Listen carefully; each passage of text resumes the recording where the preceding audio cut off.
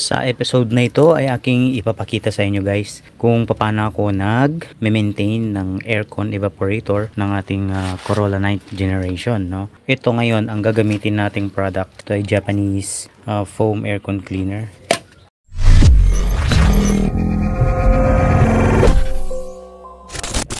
Susubukan naman natin ito ngayon sa ating paglilinis ng ating aircon. Okay, so ito yung una natin kailangan din natin ng tabo, then kailangan natin ng pang-ipit, kailangan natin ng hose na maliit, and of course kailangan natin ng Phillips screwdriver. Okay, ngayon yung ating paglilinis ng ating aircon ngayon guys ay ito yung tinatawag na no backlash, kasi hindi tayo magbabaklas ng dashboard para lang malinisan ang ating evaporator. Okay, so simulan na natin.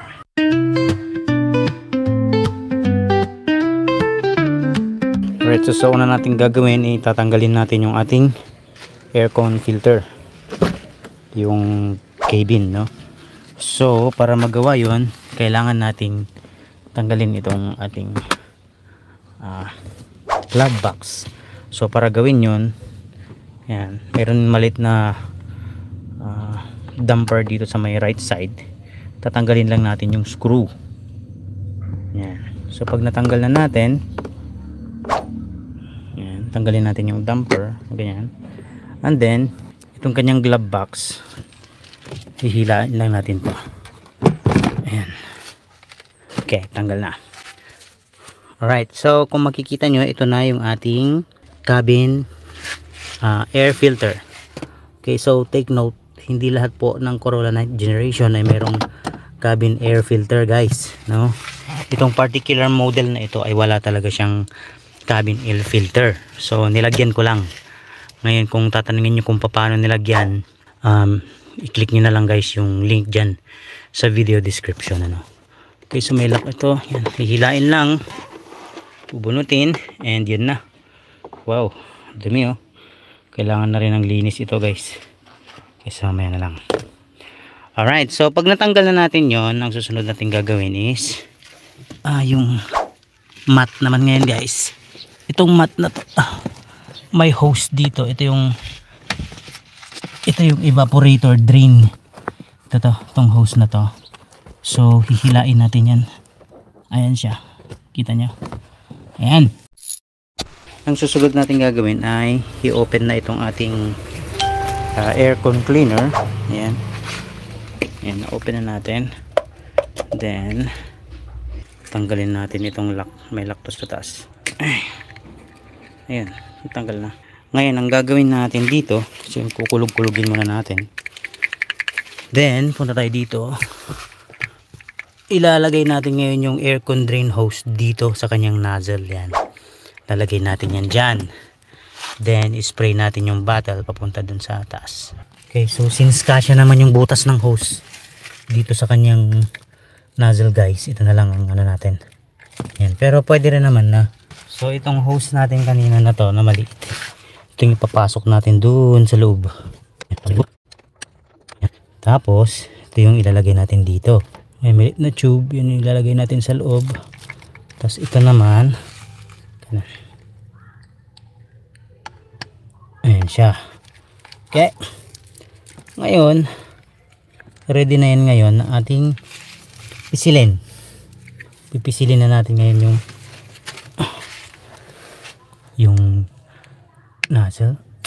Oh, sorry. Sorry, powerful ito. Okay, ulit. Do it one more time.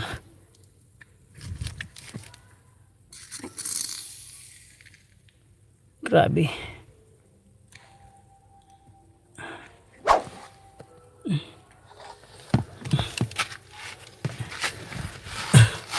Ito na lang. Pag ganun na lang. Yan.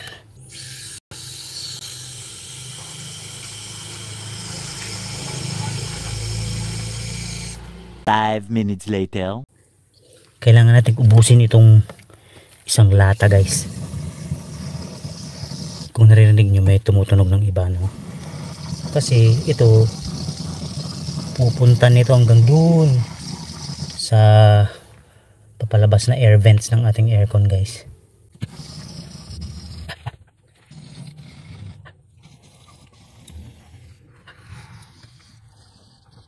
ubos na.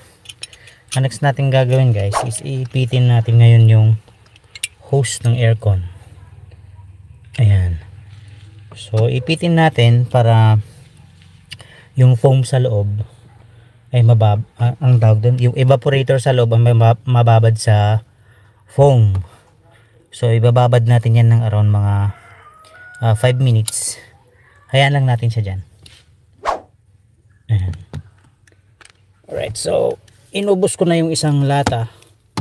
Wala nang laman ito. Ayan. Inubos ko na to. Then let's let the chemical cleaner do its job sa loob ng evaporator for at least 5 minutes. Ayan, so balikan natin siya after 5 minutes. 5 minutes later. Okay, so yung ganitong paglilinis guys, gumastos lang ako ng medyo tumutulo na siya. Oops. Tumutulo na siya guys. Tupiin na lang natin yung hose yan. Tapos ipitin ulit. Yan. So ang purpose niyan is para mababad yung evaporator sa solution na galing dun sa aircon cleaner na bottle. Okay, so habang ginagawa natin yan, so itong ating cabin air filter ay lilinisin ko na rin, ano. Ayan, itong cabin air filter na to, binili ko to at nilagay dyan. Pero yung unit na to guys, wala talaga siyang cabin air filter. Saka ko lang nalaman nung may nag-comment.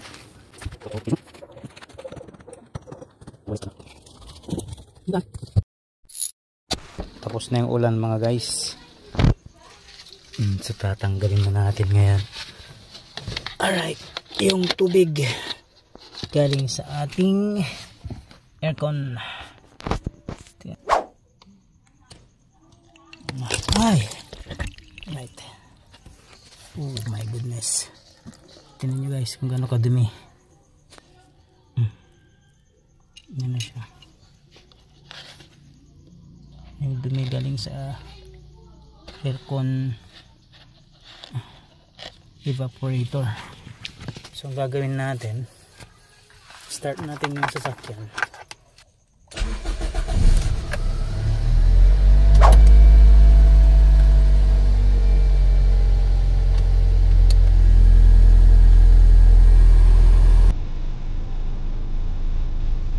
Five minutes later.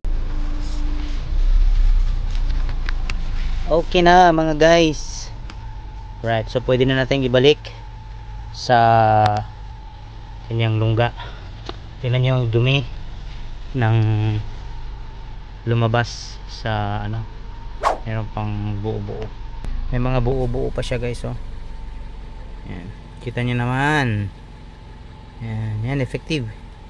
So ganyan lang siya kadumi kasi regular kong nilinisan itong aking aircon evaporator. Mula nung nilagay ko itong filter na to, naging mas maayos na yung filtration niya. So ako sa inyo, bibili din ako nito. Yan, so ilalagay ko na siya, babalik ko na siya ulit sa kanyang lungga. Yan, okay na yan. Right. Then ibabalik na lang yon, and then tapos na. Alright. Yan, so balik na lang natin guys. Na lang natin ito. Yan. Yun. Ito na yung ating kinuha sa loob. Napakadumi. Okay, testingin natin ang aircon.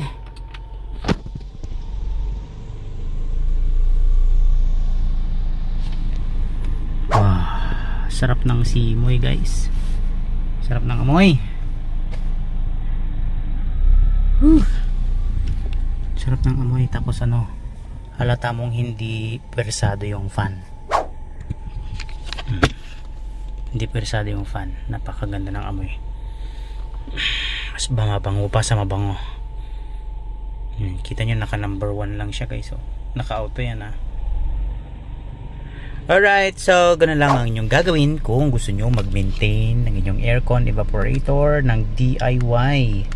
So bili lang kayo ng product na yun guys. Kung gusto nyo bumili ng product na yun, ang link ay nandyan sa inyong screen, nandyan din sa inyong description, video description, nandyan din sa comment section. Okay?